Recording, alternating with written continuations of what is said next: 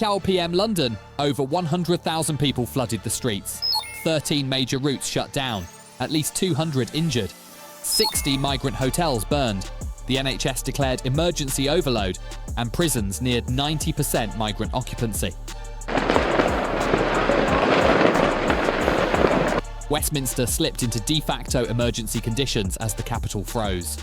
Rage tore through Whitehall. Stop Islamisation. Close the borders. Deport illegal migrants. Starmer must act. Starmer must go. Protesters accused the government of enabling Islamist influence while leaving borders open to illegal migration. This wasn't a protest. It was a national emergency unfolding live. Let's be honest, corporate media won't tell you how bad this really is because they're terrified of admitting law and order has completely broken down. That's why we built UK Instability to deliver unfiltered truth. Sub-Christ to hear the whole truth. By 8:35 p.m, the unrest broke free of Westminster and spread nationwide. What had exploded in London was now echoed across towns and cities, moving faster than police could respond. In Crowborough, local residents poured into the streets, confronting officials and demanding answers from the Home Office after reports of asylum seekers being placed in military facilities this week. The anger was raw, direct, and no longer symbolic. Chants hardened into demands. Answers now, borders secured now, leadership held to account now. Online, footage spread in real time, pulling thousands more into the streets within minutes. Protesters said the government had ignored local communities, bypassed consent, and imposed decisions without transparency. By the half hour, this was no longer a London problem. It was a national uprising driven by the same belief everywhere. That control had been lost, voices had been ignored, and patience had finally run out. By 9:10 p.m, the situation crossed a hard line. What police had tried to contain now pushed back. In central London, crowds pressed against cordons as riot units moved forward, shields raised. Bottles flew from the edges. Fires broke out in pockets. Sirens drowned out chants. Public transport across key zones was suspended, trapping thousands in place and choking emergency access. Paramedics struggled to reach the injured as streets became impassable, arrests mounted by the minute. Yet the crowd kept growing, fueled by live footage spreading online. The atmosphere shifted from anger to confrontation, no longer about being heard, but about being stopped. Officers reported fatigue setting in as reinforcements were rushed to flashpoints near Westminster Bridge and Trafalgar Square. By the hour's end, containment had failed. The message on the streets was unmistakable. Authority was being tested in real time, and the city was no longer under full control. By 9:40 p.m, the crisis was no longer defined by street clashes alone. It had moved inside the system. Emergency briefings began behind closed doors as warning lights flashed across public services already stretched thin. The NHS confirmed emergency overload, with hospitals diverting patients, ambulances delayed, and staff pushed beyond safe limits. Doctors described corridors filling faster than beds could be cleared. Response times slipped. The margin for error vanished. At the same time, officials acknowledged a second pressure point reaching breaking strain: the prison system. Facilities were operating near capacity, with internal reports indicating migrant populations approaching 90% in some locations. Guards flagged rising tension, reduced supervision, and an inability to separate high-risk detainees. Containment, once again, was the word being quietly abandoned. On the streets, this information changed the tone. Protesters weren't just reacting to chaos anymore, they were reacting to consequences. The question shifted from what is happening to how long has this been allowed to happen? Chants hardened, placards changed. The anger turned colder, more focused, more deliberate. Police commanders warned of exhaustion among frontline officers as deployments were extended with no clear end in sight.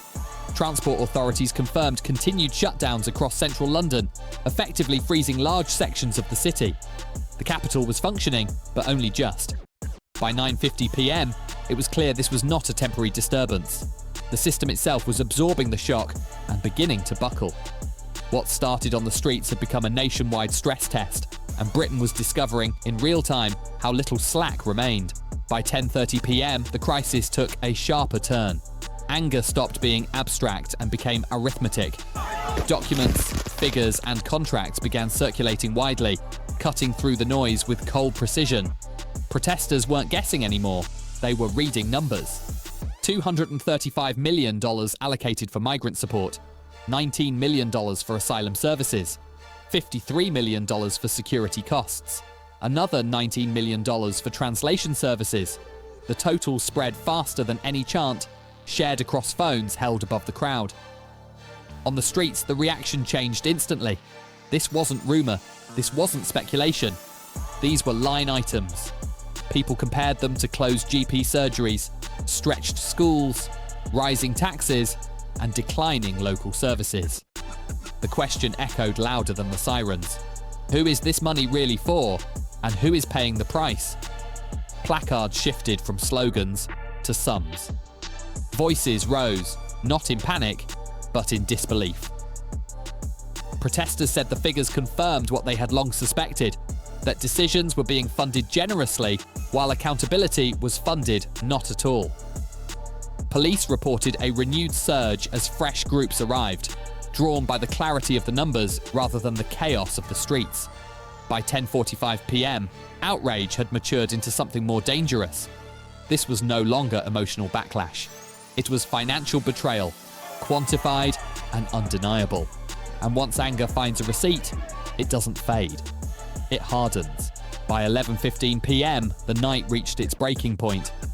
What had driven people into the streets, anger, fear, disbelief, suddenly crystallized into certainty. In a parliamentary exchange broadcast and clipped across social media within minutes, a government minister formally acknowledged what had been denied for months, that the Home Office was funding and facilitating accommodation and support for individuals who had entered Britain illegally. The admission was brief, technical, and carefully worded, but its impact was explosive. On the streets, phones lit up almost simultaneously. The reaction was instant. This was not a leak, not a rumour, not an allegation from protesters. It was confirmation, on the record. For many watching live feeds from Westminster, this was the moment everything changed. The crowd noise shifted from rage to something colder, heavier. Booing gave way to silence, then to a single word shouted again and again: lies. Online, the clip spread at a speed no police cordon could slow. Analysts tracking social platforms reported hundreds of thousands of views within the first minutes, climbing relentlessly. Comment sections filled with the same question, repeated in different forms. How long have they known? Closely followed by another. Why weren't we told? This was no longer about policy disagreement. It was about legitimacy. Protesters said the admission confirmed their worst fears, that decisions affecting borders, security, and public spending had been made without consent, debate, or transparency. The sense of betrayal cut across political lines. Interviews from the ground showed people struggling to articulate anger that had turned into something deeper: humiliation, disbelief, and loss of faith. Inside Westminster, the mood hardened just as quickly. MPs from multiple parties demanded clarification, some visibly stunned by the timing and bluntness of the acknowledgement. Calls for emergency statements grew louder. Government spokespeople went quiet. The silence itself became a message. Outside, chants returned, but they were different now. No longer chaotic, no longer scattered, focused, direct. You knew. You paid. You lied. The demand for accountability eclipsed everything else. Protesters said this was the point of no return, that once trust was broken at this level, it could not be patched with explanations or reassurances. The crisis had crossed from disorder into history. The streets hadn't calmed, but they didn't need to. The damage had already been done. In that moment, Britain wasn't just witnessing unrest, it was witnessing the collapse of confidence between a government and the people it claimed to govern. And as the night pressed on, one truth settled heavily over the country. This was far from over. By 11:50 p.m, the crisis had fully entered the political bloodstream. What began hours earlier on the streets was now shaking the institutions meant to govern them. Westminster moved into emergency posture as senior figures confirmed closed-door meetings were underway, pressure mounting on Prime Minister Keir Starmer to respond before dawn. According to police estimates, more than 120,000 people nationwide had taken part in demonstrations or spontaneous gatherings since early evening. London remained the epicentre, but significant unrest was reported across Birmingham, Manchester, Leeds, and surrounding areas. Transport authorities confirmed that 6 major routes remained closed, with public safety alerts continuing across central London. Police commanders warned that frontline officers were nearing exhaustion, with reinforcements quietly requested to prevent flare-ups through the early hours. The fear was no longer escalation, it was endurance. Inside Parliament, the fallout was immediate. Over 40 MPs, cutting across party lines, publicly demanded clarification on how such consequential decisions had proceeded without full parliamentary scrutiny. Several called for an urgent inquiry, while others openly questioned whether the Prime Minister had misjudged both the political and security consequences. The phrase, loss of public confidence, began appearing repeatedly in official statements, an admission as damaging as it was rare. Opposition voices intensified their criticism.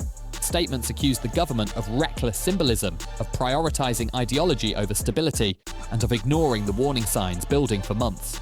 Calls for resignation surged online, fueled by hard data rather than slogans. Analysts tracking platforms reported over 3 million mentions of Starmer's name within 6 hours, alongside a 400% spike in posts explicitly demanding he step down. Tens of thousands of comments accused the government of sidelining public safety while accelerating decisions that communities said they never consented to. What made the moment especially volatile was the consistency of the message coming from the streets. Interviews conducted throughout the night revealed the same refrain, repeated again and again. This isn't about politics anymore. It's about trust. Protesters spoke of rising crime, economic pressure, and strained services, issues they said had gone unanswered, while urgency appeared limitless for decisions that directly affected borders and security. By midnight, the mood had shifted decisively. This was no longer a protest about a single policy or a single admission. It had become a referendum on leadership, transparency, and accountability. Downing Street remained silent, and the silence only sharpened the question dominating the national conversation. Could a government survive a night like this without conceding something fundamental? As the hour turned, one reality was unavoidable. The unrest had exposed a fracture far deeper than disorder. Britain was no longer arguing about outcomes. It was arguing about who it could still trust to decide them. After 12:30 a.m, the streets began to quiet, but the country did not. Police lines thinned, debris was cleared, and emergency crews worked through the early hours. Yet the damage left behind was not physical alone. It was structural. Official briefings released before dawn confirmed the scale of the night. Well over 130,000 people had participated nationwide, hundreds arrested, dozens injured, and central London remained partially restricted as authorities assessed ongoing risks. The unrest had paused, not ended. Inside Westminster, the reckoning continued. Senior officials acknowledged privately that the events of the night had exposed a widening gap between leadership and public consent. Opposition figures renewed demands for a full parliamentary review, while government backbenchers admitted the response had been misjudged and poorly communicated. By early morning, petitions calling for accountability surged, climbing rapidly as public confidence metrics showed a sharp decline. Analysts warned that once trust drops at this speed, recovery becomes unpredictable. What stood out most was how the focus had shifted. The outrage was no longer centred on a single decision or a single department. It had evolved into a broader question about priorities. Protesters interviewed in the aftermath spoke less about ideology and more about fairness, about why communities facing stretched services, rising costs, and security concerns felt unheard while urgent resources appeared readily available elsewhere. The sense of imbalance lingered like a bruise. Television panels and radio call-ins circled the same debate throughout the morning hours. Was this a miscalculation made under pressure, or evidence of a deeper disconnect between those governing and those governed? Commentators across the spectrum agreed on one point. The night had changed the political weather. What once could be managed quietly now demanded answers in full view. As daylight reached Westminster, clean-up crews removed barriers and extinguished the last smouldering remains. The capital resumed movement, but cautiously. Police remained on heightened alert. Emergency services stayed reinforced. The city functioned, but with an edge, as if bracing for an aftershock. And that was the lasting impact. The unrest did not deliver a conclusion, it delivered a warning. It revealed how quickly frustration can consolidate, how rapidly perception can harden into belief, and how fragile confidence becomes when transparency is questioned. This was not a story that would fade with the headlines. It had lodged itself in the public memory. Britain had crossed into a new chapter, one defined not by noise, but by scrutiny. The coming days would test whether leaders could listen, explain, and recalibrate, or whether the fracture exposed overnight would deepen further. The streets were calm now, the country was not. And the answer to what comes next would be written not in slogans, but in choices made when the cameras were no longer rolling. As the streets fall quiet and the cameras switch off, one reality remains impossible to ignore. This was never just one night, one decision, or one wave of unrest. What Britain witnessed was a warning, clear, loud, and unresolved. What happens next will define far more than a news cycle. It will define whether leaders listen or double down. If you want to follow how this unfolds, subscribe now. We track the facts, the documents, and the decisions others rush past. Like this video, share your view in the comments, and stay with us as this story continues. Because this conversation is far from over, and your voice still matters.